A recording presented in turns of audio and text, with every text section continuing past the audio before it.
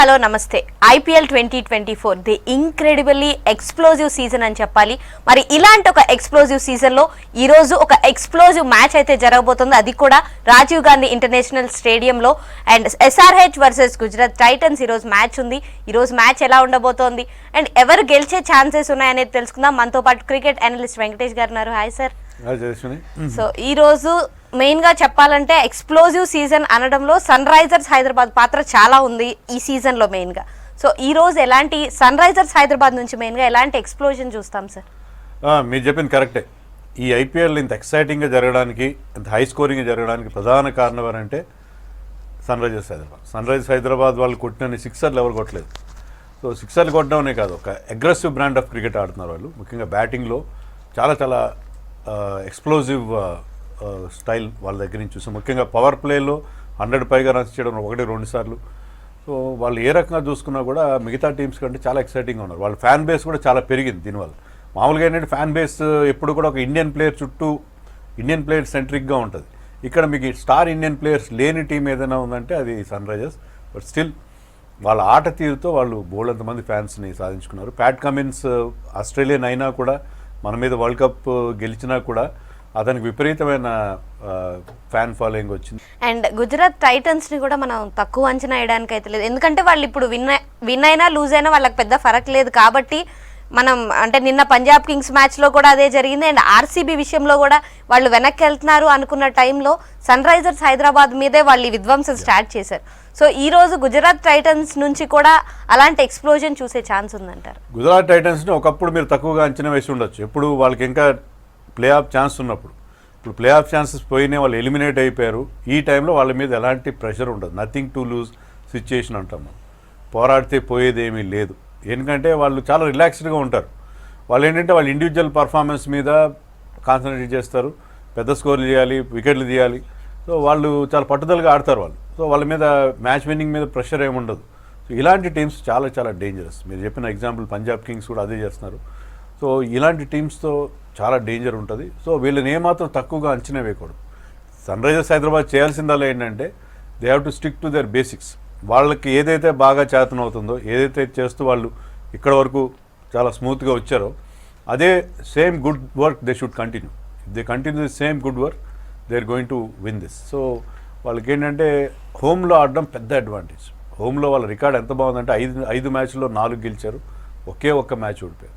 So ఆ నేపథ్యంలో ఏంటంటే ముందు బ్యాటింగ్ చేసి 2 మ్యాచ్లు ముందు బ్యాటింగ్ చేసి గెలిచారు, 2 మ్యాచ్లు చేజింగ్ చేస్తూ గెలిచారు. సో వాళ్ళకి హోమ్లో ఉన్న అడ్వాంటేజ్ని, క్రౌడ్ నుంచి వచ్చే విపరీతమైన సపోర్ట్ని, మోస్ట్ ప్యాషనేట్ క్రౌడ్ అని కూడా చాలామంది ఎక్స్పర్ట్స్ అన్న కూడా చూసి, noisy and passionate crowd Hyderabad. Crowd కూడా అంత ఆరెంజ్ ఆర్మీ అన్నట్టుగానే అంత కాషాయ దళం కనిపిస్తూ ఉంటుంది. సో దాన్ని నేపథ్యంలో ఖచ్చితంగా దాన్ని యూటిలైజ్ చేసుకుని మ్యాచ్ గెలవాలి. ఎందుకంటే ఈ మ్యాచ్ గెలిస్తే they will be qualifying for the playoffs. Next match గెలిస్తే వాళ్ళకి టాప్ 2 ఫినిష్ వస్తుంది, అది వేరే సంగతి. ఫస్ట్ ఈ మ్యాచ్ గెలిచి ప్లే ఆఫ్స్ బెర్త్ ఖాయం చేసుకోవాలి. కానీ సార్ అంటే సన్ రైజర్స్ హైదరాబాద్ ఇంత ఎక్స్ప్లోజన్ చేసినా మధ్యలో కొన్ని మ్యాచెస్ గెలిచేస్తారు అనుకున్న మ్యాచెస్లో కొంతవరకు డిసప్పాయింట్ చేశారు. సో ఆ మ్యాచెస్లో ఏ ఫ్యాక్టర్స్ని చేంజ్ చేసుకుంటే ఈ 2 మ్యాచెస్ ఈజీగా గెలిచే ఛాన్స్ ఉందంటారు? వీళ్ళు గెలిచిన మ్యాచ్లు ఎక్కువ ఏంటంటే మనం చెప్పుకున్న పవర్ ప్లేలో క్విక్గా రన్స్ చేసిన మ్యాచ్లో ఈజీగా గెలిచారు. పవర్ ప్లేలో మీరు 100 చేసినా, 80 చేసినా, 70 చేసినా మీకు బ్రహ్మాండమైన హెడ్ స్టార్ట్ దొరుకుతుంది. సో ఆ బేసిస్ మీద మీరు ఈజీగా గెలిచే అవకాశం ఉంటుంది. అలా కాకుండా మీరు పవర్ ప్లేలో దెబ్బతిన్నకుండా చూసుకోవాలి, ఒకటి నెంబర్ 1. నెంబర్ 2 ఏంటంటే బౌలింగ్. మీరు చెప్పినట్టుగా గతంలో బౌలింగ్ బాగలేక కొన్ని మ్యాచ్లు పోయినాయి, కానీ భువనేశ్వర్ కుమార్ మంచి రిధంలో వచ్చాడు. లాస్ట్ మ్యాచ్లో కూడా చాలా ఇంపార్టెంట్ వికెట్, పవర్ ప్లేలో వికెట్ తీస్తున్నాడు, చాలా టైట్ బౌలింగ్ వేస్తున్నాడు. నటరాజన్ కూడా వికెట్ తీస్తున్నాడు. ప్యాట్ కమిన్స్ కూడా చాలా బాగా బౌలింగ్ చేస్తున్నాడు. ముఖ్యంగా స్లోయర్ వన్స్ అవి బాగా వేస్తున్నాడు. సో వీళ్ళ ముగ్గురు మీద ఎక్కువ డిపెండ్. స్పిన్ బౌలింగ్లో కొంత వీక్నెస్ ఉంది.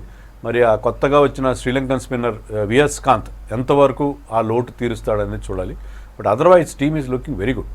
అండ్ ఎక్కువ మందికి ఉన్న ఇంకొక డౌట్ ఏంటంటే ఎడెన్ మార్క్రమ్ చాలా మ్యాచెస్లో కన్సిస్టెన్సీ చూపించలేదు, కానీ గ్లెన్ ఫిలిప్స్ని ఎందుకు తీసుకురావట్లేదు అనేది చాలా మందికి ఉన్న డౌట్. సో ఈ మ్యాచ్లో గ్లెన్ ఫిలిప్స్ని ఏమైనా తీసుకొచ్చే ఛాన్సెస్? కష్టమే, ఎందుకంటే వాళ్ళకి బ్యాటింగ్ కాదు సమస్య, బౌలింగ్ సమస్య. స్పిన్ బౌలింగ్లో సరైన టాలెంట్ లేకపోవడం. Shahbaz Ahmed is an allrounder, batting బాగా చేస్తున్నాడు. 1-2 ఓవర్ల కంటే అతను ఫుల్ కోటా ఇచ్చే పరిస్థితి లేదు. So you need a specialist spinner. So specialist spinner కావాలంటే మీరు ఫారిన్ ప్లేయర్ని ఆడించుకోవాల్సిన పరిస్థితి. లేదు మన ఇండియన్ స్పిన్నర్ ఎవరైనా బాగా వేస్తున్నారు అనుకుంటే మార్కండేని ఎవరు తీసుకొస్తే అప్పుడు గ్లెన్ ఫిలిప్స్ని ఆడించే అవకాశం ఉంటుంది. కానీ ప్రాబ్లం ఏంటంటే మీకు ఓపెనర్స్ ఇద్దరు బాగా ఆడుతున్నారు, క్లాసన్ ఆడుతున్నారు, నితీష్ కుమార్ ఆడుతున్నాడు.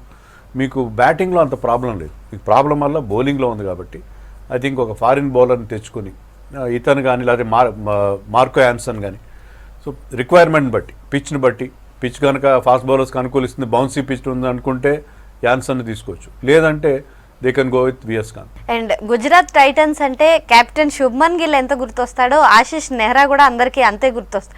సో ఆయన స్ట్రాటజీలే మెయిన్ కాబట్టి ఆయన ఎలాంటి బౌలింగ్ స్ట్రాటజీస్తో మన బ్యాట్స్మెన్ని కట్టడి చేసే ఛాన్స్ ఉందంటారు? అదే ఉంటుంది ఇప్పుడు, ఎందుకంటే సన్ రైజర్స్కి ఉన్న స్ట్రెంతే ఆ పవర్ ప్లేలో ఆ ఎక్స్ప్లోజివ్ బ్యాటింగ్. దాన్ని ఎలా కట్టడి చేయాలనే విషయంలో ఆశిష్ నెహ్రా అతను కోచే కాకుండా ఒక మంచి థింకింగ్ బౌలర్ కూడా అతని ప్లేయింగ్ డేస్లో. సో అతను మంచి స్ట్రాటజీతో వెళ్తాడు. వీళ్ళిద్దరిని ఎలా అవుట్ చేయాలి, ట్రావిస్ హెడ్ని ఎలా అవుట్ చేయాలి, అభిషేక్ శర్మని ఎలా అవుట్ చేయాలి, ఎలాంటి ఫీల్డ్ ప్లేసింగ్తో వెళ్ళాలి, ఎలాంటి బౌలింగ్ స్ట్రాటజీతో వెళ్ళాలి, ఎవరి చేతి వేయించాలి, స్పిన్నర్తో స్టార్ట్ చేయాలా, ఎవరితో స్టార్ట్ చేయాలనేది ఒక స్ట్రాటజీ ఉంటుంది. వాళ్ళ దగ్గర ఆఫ్ స్పిన్నర్స్ కూడా జయంత్ యాదవ్ లాంటి ఆఫ్ స్పిన్నర్ కూడా ఉన్నాడు, వీళ్ళిద్దరు లెఫ్ట్ హ్యాండర్స్. సో జయంత్ యాదవ్ని ఏమైనా తీసుకొస్తారా, వేరే ఇంకేదైనా స్ట్రాటజీతో వెళ్తారా, ఇవన్నీ కూడా మనం చాలా ఇంట్రెస్టింగ్ ఉండబోతుంది. అండ్ గుజరాత్ టైటన్స్ లాస్ట్ 2 సీజన్స్లో ఒక సీజన్లో ఫైనల్కి వచ్చారు అండ్ ఒక సీజన్లో కప్ కొట్టారు. కానీ ఈసారి వాళ్ళు వెనకబడ్డానికి రీజన్స్ ఏంటంటారు? ప్రధానమైన రీజన్ ఏంటంటే వాళ్ళ బ్యాటింగ్లో Gill last year almost scored 900 runs, కానీ ఈసారి 400 ఎన్నో చేశాడు. అది కూడా సరిగా ఆడని పరిస్థితి, 2 ఎన్నో 50s ఉన్నాయి అంత. అతని ఫెయిల్యూర్ తర్వాత సాయి సుదర్శన్ మినహా మిగతా ఎవరు క్లిక్ కాదు. లాస్ట్ టైం విజయ్ శంకర్ కానీ, ఈవెన్ వృద్ధిమాన్ సహా, డేవిడ్ మిల్లర్, రాహుల్ తెవాతి అందరూ బాగా క్లిక్ అయ్యారు. వాళ్ళ కెప్టెన్ హార్దిక్ పాండ్యా అప్పటి కెప్టెన్. తర్వాత బౌలింగ్లో షమీ ఉన్నాడు, Shami was the purple cap holder last year, and Rashid Khan was in different స్టైల్లో ఉన్నాడు. సో వీళ్ళందరూ మిస్ అవుతున్నారు ఈసారి బౌలింగ్లో, బ్యాటింగ్లో. మోహిత్ శర్మ కూడా లాస్ట్ ఇయర్ చాలా మంచి అద్భుతమైన డెత్ బౌలింగ్ చేశాడు. ఈసారి కొన్ని మ్యాచెస్లో is going for lots and lots of runs. So అన్ని రకాలుగా టీమ్ పూర్తిగా చాలా ఇబ్బందుల్లో ఉన్నట్టుగా కనిపిస్తుంది. అండ్ అందరికీ ఉన్న ఇంకొక interesting factor, Sunrisers Hyderabad 300 score చేస్తుంది. ఎందుకంటే లాస్ట్ లక్నో సూపర్ జైంట్స్తో ఆడిన మ్యాచ్లో ఒకవేళ ముందు ఆడుంటే అదే స్పీడ్తో ఖచ్చితంగా 300 కొట్టే సిచ్యువేషన్స్ చూసాం. సో ఈ రోజు ఏమన్నా చేసే ఛాన్స్ ఉందా, లేదా పిచ్ ఏమన్నా అటు ఇటు అయ్యే chance? I don't think so. అంటే ఫ్యాన్స్ కూడా ఆశలు పెట్టుకోవడం అనవసరం నన్ను అడిగితే. ఎందుకంటే ఇప్పుడు సెకండ్ హాఫ్ ఆఫ్ ఐపీఎల్లోకి వచ్చాం. పిచెస్ అన్నీ చాలా రోజులుగా యూజ్ చేస్తున్న పిచెస్ స్లో డౌన్ అయిపోతాయి, ఎండలు కాస్తున్నాయి, పిచెస్ డ్రై అవుతాయి. స్టార్టింగ్లో మీకు ఆ పిచెస్లో అలాంటి బ్యాటింగ్కి అనుకూలమైన కండిషన్స్ మనం అన్ని చోట్ల చూసాం. మీరు చూడండి సెకండ్ హాఫ్లో స్కోర్స్ కూడా తగ్గిపోయాయి. మీరు అన్నట్టుగా 200లు చాలా తక్కువ వస్తున్నాయి, 180లు 170లు వస్తున్నాయి, 140 నిన్నైతే 140 కొట్టారు. సో అలాంటి సిచ్యుయేషన్లో Hyderabad pitch usually batting pitch, చక్కటి పిచ్ తయారు చేస్తారు అక్కడ. కానీ అయినా కూడా మీకు 300 వచ్చే పరిస్థితి, అన్లెస్ వీళ్ళు మరీ రెచ్చిపోయి ఆడితే తప్ప 300 వచ్చేంత పరిస్థితి ఉండదు. అందులో Gujarat has a very good spin attack. అక్కడ వాళ్ళు బాగా మునుపడంత గొప్పగా వేయకపోయినా రషీద్ ఖాన్ కానీ, నూర్ అహ్మద్ కానీ ఆడితే, సాయి కిషోర్, వాళ్ళు మంచి స్పిన్ అటాక్ ఉంది. మోహిత్ శర్మ ఉన్నాడు, ఉమేష్ యాదవ్, వాళ్ళకి they have got some very good bowlers. So మనం అంతా ఎక్స్పెక్ట్ చేసే అవకాశం లేదు. అండ్ గుజరాత్ టైటన్స్ విషయానికి వస్తే సార్, అంటే సాయి కిషోర్ ఒక మ్యాచ్లో ప్లేయర్ ఆఫ్ ది మ్యాచ్గా కూడా నిలిచాడు, కానీ ఆ తర్వాత తనకి సరైన ఆపర్చునిటీ ఇవ్వలేదు. ఆ ప్లేయింగ్ 11ని పిక్ చేసుకోవడంలోనే గుజరాత్ టైటన్స్ చాలా ఫెయిల్ అవుతూ వచ్చింది. సో ఈ రోజు ఏమన్నా అంటే బెంచ్ మీద ఉన్న వాళ్ళని తీసుకొచ్చి, ఈ రోజు ఏమి పోయేది లేదు కాబట్టి అలాంటి చేంజెస్ ఏమన్నా చేస్తారు? చేయొచ్చు. వాళ్ళ దగ్గర ఇంకా వేరే వేరే ప్లేయర్స్ ఉన్నారు, దర్శన్ నల్కండే లాంటి వాళ్ళు, సాయి కిషోర్ లాంటి వాళ్ళు, వాళ్ళందరూ ట్రై చేయొచ్చు. అయితే ఏంటంటే లెఫ్ట్ హ్యాండర్స్ ఎక్కువగా ఉన్నారు ఈ టీంలో, ముఖ్యంగా 2 లెఫ్ట్ హ్యాండర్స్ ఉన్నారు స్టార్టింగ్లో. తర్వాత షాబాజ్ అహ్మద్ ఉన్నాడు, ఒక లెఫ్ట్ ఆర్మ్ స్పిన్నర్ అనేవాడు కొద్దిగా ఇబ్బందికరంగా మారే అవకాశం ఉంది. సో చూడాలి ఎలాంటి స్ట్రాటజీ. సాయి కిషోర్ని ఒక మ్యాచ్లో ఆడించినప్పుడు కూడా అతనికి లాస్ట్ ఓవర్ ఇచ్చారు, అంతవరకు అతనికి బౌలింగ్ ఇవ్వలేదు. సో వీళ్ళకి ఏంటంటే బౌలింగ్లో చాలా ఆప్షన్స్ ఉన్నాయి. ఇద్దరు ఆల్రెడీ ఒక రిస్ట్ స్పిన్నర్స్ మీద డిపెండ్ అవుతున్నారు కాబట్టి Sai Kishore I don't think ఈ మ్యాచ్లో కూడా ఆడే అవకాశం ఉంటుంది. అండ్ మన బౌలింగ్కి వచ్చినా సరే Pat Cummins, Bhuvi and Natarajan తప్ప మిగతా వాళ్ళు అంత ఎఫెక్ట్ చూపించట్లా. అండ్ నితీష్ కుమార్ కూడా జస్ట్ 1-2 ఓవర్స్ మాత్రమే ఇవ్వడం జరుగుతుంది. అంటే ఇలా ఇంకా ఎలాంటి చేంజెస్ చేసుకుంటే బౌలింగ్ స్ట్రాంగ్ అయ్యే ఛాన్స్? నితీష్ కుమార్ నన్ను అడిగితే he has to prove himself as a bowler. ఇప్పటివరకు అతను బౌలింగ్ చేసిన దాంట్లో ఏమంత ఎఫెక్టివ్గా అనిపించలేదు. నాకు తెలిసి వికెట్స్ కూడా పెద్దగా రాలేదు అతనికి. తర్వాత ఎక్స్పెన్సివ్గా ఉన్నాడు. సో అతను బౌలింగ్లో ఇంకా స్కిల్స్ డెవలప్ చేసుకోవాలి. ఇంకా is work in progress. Bowling విషయానికి వచ్చేసి ఇంకా అతను చాలా స్లోయర్ వన్స్ కానీ ఆ వేరియేషన్స్ కానీ డెవలప్ చేసుకోవాల్సిన అవసరం ఉంది. చేస్తే మాత్రం చాలా అద్భుతమైన ఫైండ్. ఎందుకంటే ఒక ఆల్రౌండర్, సీమ్ బౌలింగ్ ఆల్రౌండర్, మన ఇండియా అంతా, not only sun Risers, India అంతా ఎదురు చూస్తున్న ఒక స్కిల్ సెట్ అతని దగ్గర ఉంది. కాబట్టి ఐ థింక్ నితీష్ కుమార్ ఇంకా ఇంప్రూవ్ కావాలి. బట్ షాబాజ్ అహ్మద్ కానీ ఇతర స్పిన్నర్స్ కానీ ఎవ్వరు కూడా, జయదేవ్ ఉనాట్కట్ ఏంటంటే కొన్ని మ్యాచ్లో బాగా చేస్తాడు, కొన్ని ఓవర్లు బాగా చేస్తాడు, and he has a tendency of becoming very very expensive. So అతని మీద కెప్టెన్ అతనికి బౌలింగ్ ఇచ్చేటప్పుడు కాస్త భయపడుతూ ఇచ్చే పరిస్థితి. ఎందుకంటే కొన్నిసార్లు మంచి వికెట్లు ఇస్తాడు, కానీ కొన్నిసార్లు becomes very very expensive.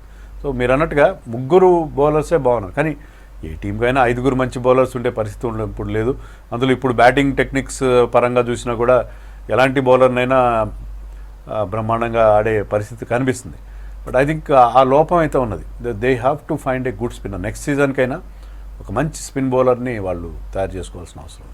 And మెయిన్గా హైదరాబాద్లో ఒక పెద్ద ఇష్యూ ఏంటంటే టికెట్స్ ఇష్యూ సార్. అంటే ఇదేదో బ్లాక్లో అమ్ముతున్నారు, లేదా ముందే పక్కదారి పట్టించేస్తున్నారు, ఇలాంటివి ఏమన్నా నిజంగానే జరుగుతున్నాయా, లేదంటే అసలు సిచ్యువేషన్స్ ఏంటంటారు? నిప్పు లేనిదే పొగరాదంటారు కదా. సో అలాగే ఖచ్చితంగా కొంత ఉంటుంది, కొంత ప్రిఫరైజ్ అనేది ఎక్కడైనా ఉంటుంది. ఎంత అసోసియేషన్ జాగ్రత్తలు తీసుకున్నా, ఫ్రాంచైజీ జాగ్రత్తలు తీసుకున్నా, కొన్నిసార్లు ఫ్రాంచైజీలే ఇలాంటిది ఎంకరేజ్ చేస్తారని కూడా వార్తలు వస్తాయి. ఎందుకంటే దే వాంట్ మనీ. టికెట్ల రేట్లు కూడా చాలా ఎక్కువ ఉన్నాయి. సరే మీరు బ్లాక్ మార్కెట్ అంటున్నారు, టికెట్ల రేట్లు మ్యాచ్ని బట్టి ఆర్సీబీ మ్యాచ్ అయితే 35,000 టికెట్, ముంబై మ్యాచ్ అయితే 30,000 టికెట్లు. 30,000 రూపాయలు పెట్టి క్రికెట్ మ్యాచ్ చూడడం అంటే no doubt they can afford అని మీరు అనుకుంటున్నారు. సరే ఎఫోర్డ్ చేసిన వాళ్ళే. ఇప్పుడు మీకు టికెట్ దొరకలేదు అనుకోండి, die hard fan of Rohit Sharma, die hard fan of Virat Kohli, afford చేయలేని వాళ్ళు కూడా స్టూడెంట్స్ కానీ లేకపోతే ఏదైనా చిన్నపాటి ఉద్యోగులు కానీ వాళ్ళు ఏదో అప్పు చేసి కూడా టికెట్లు కొనే పరిస్థితి కల్పిస్తున్నారు. So this is very bad. మీకు బోల్డ్ అన్ని సోర్సెస్ ఉన్నాయి, మీరు ఆదాయం సంపాదించడానికి యాడ్స్ ఉన్నాయి, బ్రాడ్కాస్ట్ రెవెన్యూ ఉంది. ఐపీఎల్లో మొన్న ఈ మధ్య వీరేంద్ర సెహ్వాగ్ కూడా చెప్పాడు, ఫ్రాంచైజీలు కూర్చున్న చోట 400 కోట్ల రూపాయలు ప్రతి సంవత్సరానికి సంపాదించుకుంటున్నారు. 400 crores is a huge profit in a year for any company. కూర్చున్న దగ్గర మీకు అంత లాభాలు వస్తున్నప్పుడు మీరు టికెట్లు అమ్ముకొని వచ్చే కొన్ని లక్షల రూపాయల కోసం ఫ్యాన్స్ని ఇబ్బంది పెట్టాల్సిన అవసరం లేదు. అంతంత హై ప్రైసింగ్ అవసరం లేదు. టికెట్లో ఒక రీజనబుల్ ప్రైస్ పెట్టండి, 10,000 మ్యాక్సిమం హైయెస్ట్ లిమిట్ పెట్టండి, ఆ తర్వాత మిగతా పెట్టండి. అంతేగాని కొనగల వాళ్ళు ఉన్నారు, నో డౌట్, చాలామంది సంపన్నులు ఉన్నారు హైదరాబాద్లో కానీ మిగతా సెంటర్స్లో కానీ ఆ సంపన్నులతో పాటు ఎవరైతే ఫ్యాన్స్ ఉంటారో వాళ్ళు ఏదో ఒక రకంగా టికెట్లు కొనడం, లేకపోతే బ్లాక్లో విపరీతమైన డబ్బులు పెట్టి కొనుక్కోవడం, దీన్ని అరికట్టాల్సిన అవసరం ఉంది. ట్రాన్స్పరెన్సీ కావాలి. అంటే మీరు ఎన్ని టికెట్లు పబ్లిక్ డొమైన్లో పెట్టారు, ఎన్ని పాస్లు ఇచ్చారు అనేది తెలియాలి. సో అవి ఎలా అమ్ముడైనాయి, అన్నీ త్రూ ఆన్లైన్ అమ్ముడైనాయా, లేకపోతే వేరే రకంగా ఏమైనా కొన్ని టికెట్లు పక్కన పెట్టారా, దానికి మనకి ఎలాంటి జవాబుదారీతనం ఏ ఫ్రాంచైజీ నుంచి కానీ ఏ క్రికెట్ అసోసియేషన్ కానీ లేకపోవడం అనేది చాలా దారుణమైన అంశం. కానీ ఓన్లీ ఆన్లైన్లోనే అమ్మడం వెనక రీజన్స్ ఏంటంటారు సార్? ఆన్లైన్ అమ్మకం అంటే మనం చూసే కదా హైదరాబాద్లో ఒకసారి ఆఫ్లైన్లో, అంటే ఆఫ్లైన్ కూడా కాదు అది, టికెట్లు ఎప్పుడైతే ఆఫ్లైన్ పెడతారో మీకు క్యూ లైన్లో గొడవలు జరగడం, లాఠీ చార్జ్ జరగడం, దీని ఆన్లైన్లో అమ్మడంలో అయితే ఆన్లైన్లో అంత తొందరగా అలా అమ్ముడైపోతున్నాయి. అది అక్కడ వచ్చిన. సో మీరు ఫేజెస్గా అమ్మండి, కొన్ని టికెట్లు ఒకసారి అమ్మండి, కొన్ని టికెట్లు మరొకసారి అమ్మండి. అలా కాకుండా మీరు సడన్గా ఉన్నట్టుండి ఒక్కసారి టికెట్లు అమ్మేసి 10 నిమిషాల్లో టికెట్లు అమ్ముడైపోయినాయి అని బోర్డు పెట్టేస్తే చాలా దారుణమైన పరిస్థితి. ఒకప్పుడు సినిమా హాల్లో ఇదే జరిగేది. సినిమా హాల్ ఓనర్స్ ఏం చేసేవారంటే కొన్ని టికెట్లు అమ్మేసి సోల్డ్ అవుట్ అని బోర్డు పెట్టారు, వెనక నుంచి వాళ్ళే బ్లాక్లో అమ్ముకున్నారు. ఇప్పుడు ఫ్రాంచైజీల విషయంలో కూడా అలాంటి అనుమానాలకి తావిస్తున్నారు. అలాంటి అనుమానాలకి మీరు స్కోప్ ఇవ్వకూడదంటే ఏం చేయాలంటే you should keep everything in public domain. ఎన్ని టికెట్లు మీరు అమ్మారు, ఎన్ని టికెట్లు మీరు ఆన్లైన్లో అమ్మారు, ఎప్పుడు అమ్ముడైనాయి అన్ని విషయాలన్నీ కూడా మీరు ట్రాన్స్పరెంట్గా ఉంచితే మీ ఎవరికి ఇలాంటి అనుమానాలు. అండ్ ఓవరాల్గా ఈ రోజు మ్యాచ్లో సన్ రైజర్స్కి ఎంత పర్సెంటేజ్ ఆఫ్ ఛాన్సెస్ ఉన్నాయి అండ్ జీటీకి ఎంత percentage of chances? Sunrisers డెఫినెట్గా ఛాన్సెస్ చాలా బాగున్నాయి. మెయిన్ థింగ్ అంటే వాళ్ళు కాన్ఫిడెంట్గా ఉన్నారు, బ్యాటింగ్లో ప్రాబ్లం లేదు, బౌలింగ్లో భువి, నటరాజన్, కమిన్స్ లాంటి వాళ్ళ form and the captaincy of Pat Cummins. మనం ముఖ్యంగా చెప్పుకోవాల్సింది ఏంటంటే ఇదే టీం ఆల్మోస్ట్ పెద్ద తేడా లేదు. ట్రావిస్ హెడ్ లాంటి ఒకరిద్దరు, ప్యాట్ కమిన్స్ లాంటి వాళ్ళు యాడ్ అయ్యారు తప్ప ఆల్మోస్ట్ లాస్ట్ ఇయర్ ఇదే టీం ఉంది. కానీ లాస్ట్ ఇయర్ లాస్ట్ ఫినిష్ వచ్చింది, వాళ్ళు 10th ప్లేస్లో ఫినిష్ అయ్యారు. కానీ ప్యాట్ కమిన్స్ రావడం, కోచ్ రావడం, వెటోరీ, వీళ్ళ కాంబినేషన్ పర్ఫెక్ట్గా వర్కౌట్ అవుతుంది. They are getting the results from the same bunch of players. మీరు చూడండి, ఇవాళ టాస్ గెలిచిన గుజరాత్ కెప్టెన్ ముందుగా బ్యాటింగ్ చేస్తాడు. ఎందుకంటే ముందుగా సన్ రైజర్స్ బ్యాటింగ్ ఇచ్చి 200 పైగా రన్స్ కొట్టించుకునే భయానికి సో అంతా భయపెడుతున్నారు. So Sunrisers batting lineup ఒకప్పుడు ఓన్లీ ఆ ముగ్గురు గురించే మనం మాట్లాడుకున్నాం, ఎవరు Travis Head, Abhishek and Klaasen. కానీ ఇప్పుడు నితీష్ కుమార్ రెడ్డి లాంటి వాళ్ళు కూడా అదే రకమైన పర్ఫార్మెన్స్ ఇస్తున్నారు. డౌన్ ద లైన్ కూడా మిగతా వాళ్ళు షాబాజ్ కానీ వీళ్ళందరూ కూడా బాగా ఆడుతున్నారు. సో అలాంటి నేపథ్యంలో they are looking very very excited. So అదే ఇంటెన్సిటీ, అదే మొమెంటం వాళ్ళు ప్లే ఆఫ్ దాకా కంటిన్యూ చేయాలి. సో ఇదే లెవెల్ ఆఫ్ గేమ్ వాళ్ళు ఆడాల్సిన అవసరం. Thank you so much sir. ఖచ్చితంగా మంచి ఎక్స్ప్లోజన్ అయితే ఉండబోతుంది. ఇక్కడి నుంచి ఇక్కడి వరకు ఒక లెక్క, ఇక్కడి నుంచి ఇంకో లెక్క అన్నట్టుంది. సో ఎవరు ప్లే ఆఫ్స్కి వెళ్తారు, ఎవరు క్వాలిఫైయర్ 1 ఆడతారు అనేది కూడా ఈరోజు సన్ రైజర్స్ ఆడే మ్యాచ్ మీద డిపెండ్ అయింది. కాబట్టి ఖచ్చితంగా సన్ రైజర్స్ అయితే ఫ్యాన్స్ని డిసప్పాయింట్ చేయకూడదు అని కోరుకుందాం sir. Thank you so much. ఇది IPL 2024 ఈరోజు match analysis. Stay tune to V6.